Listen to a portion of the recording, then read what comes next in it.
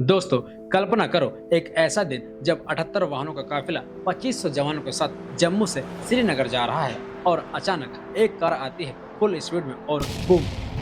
40 बहादुर CRPF जवान शहीद हो जाते हैं। ये है पुलवामा हमले की कहानी। 14 फरवरी 2019। लेकिन क्या ये सिर्फ आतंकवाद था?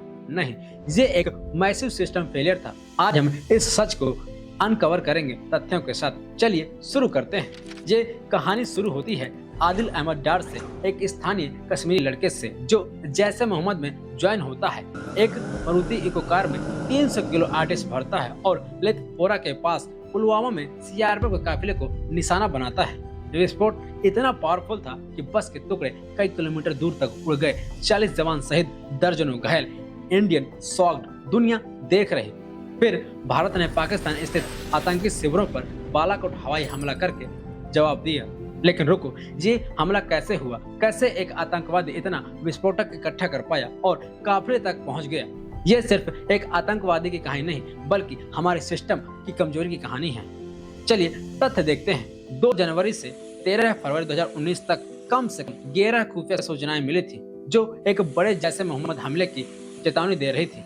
एक सूचना तो विशेष रूप से कहती थी कि मुदस्सिर अहमद खान हमले का मास्टरमाइंड पुलवामा एरिया में एक्टिव है, विदेशी भाड़े के लड़ाकों के साथ बेदखल हमला योजना बना रहा है। सीआरपीएफ ने एयर लिफ्ट रिक्वेस्ट की थी जवानों को सेफली मूव करने के लिए, बट डिनाइड। काफिला असामान्य रूप से लंबा था, 78 वाहन, और इंटेल एजेंसीज को पता था कि ईआईडी का खतरा है, लेकिन स्पेसिफिक कारबोन सुसाइड बम्बर की वार्निंग नहीं शेयर की गई। रिजल्ट 40 जिंदगियां खो गई। सुरक्षा बलों पर सबसे घातक हमलों में से एक।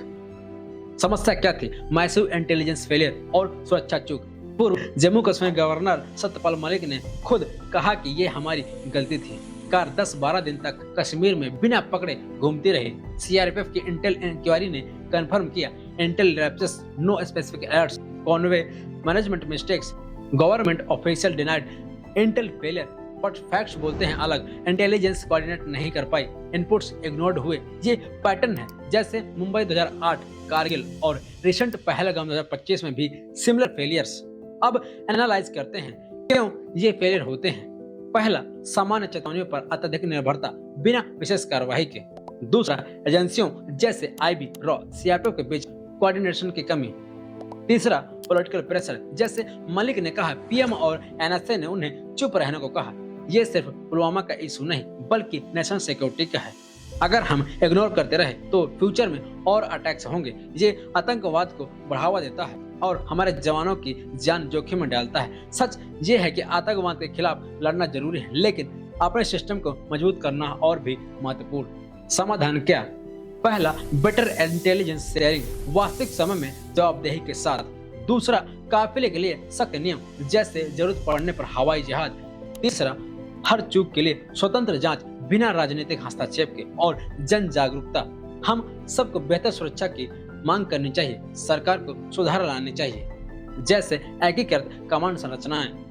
दोस्तों, पुलवामा सिर्फ एक ट्रेजेडी नहीं, ये एक वेकअप कॉल है। हमारे शहीद जवानों को याद करो और सिस्टम को बेहतर बनाने के लिए आवाज उठाओ। यही सच्ची श्रद्धांजलि होगी। अगर वीडियो पसंद आया तो लाइक करो, सब्सक्राइब करो और शेयर करो, ताकि और लोग अवेयर हों। मिलते हैं नेक्स्ट वीडियो में।